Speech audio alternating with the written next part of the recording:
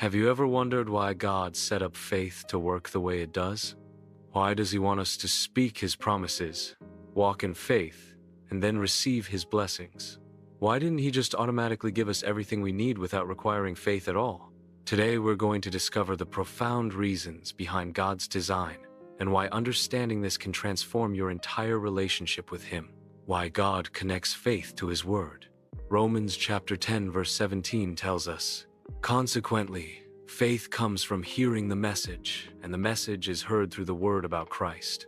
But why did God design it this way? Honest reason: God desires relationship, not religious ritual. When faith comes through hearing His word, it requires us to spend time with Him, to listen to Him, to know Him.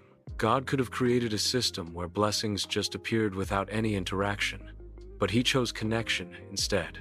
Isaiah chapter 55, verses 10 through 11, reveals God's heart.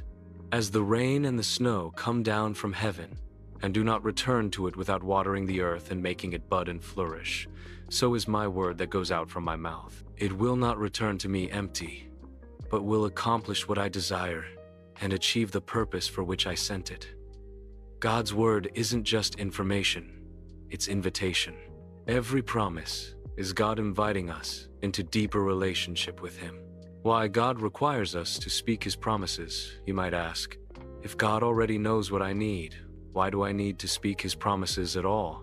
Here's why God designed it this way. Speaking God's promises transforms our minds. Romans chapter 12 verse 2 says, "Do not conform to the pattern of this world, but be transformed by the renewing of your mind." When we speak God's truth repeatedly, our thinking aligns with His thinking. Speaking God's promises builds our faith. Every time we declare what God has said, we're choosing to trust His character over our circumstances. This builds spiritual muscle. Speaking God's promises honors Him. When we repeat what God has said, we're essentially saying, "God, your word matters more to me than what I see." This brings Him glory. Why God designed faith to require action. James chapter 2 verse 17 says, "Faith by itself, if it is not accompanied by action, is dead." But why does God require us to act on our faith?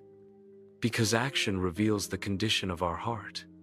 Anyone can say they believe something, but when we act on God's promises despite contrary circumstances, it reveals genuine trust in His character. Because action activates God's power, not because our actions control God, but because our obedient actions position us in the place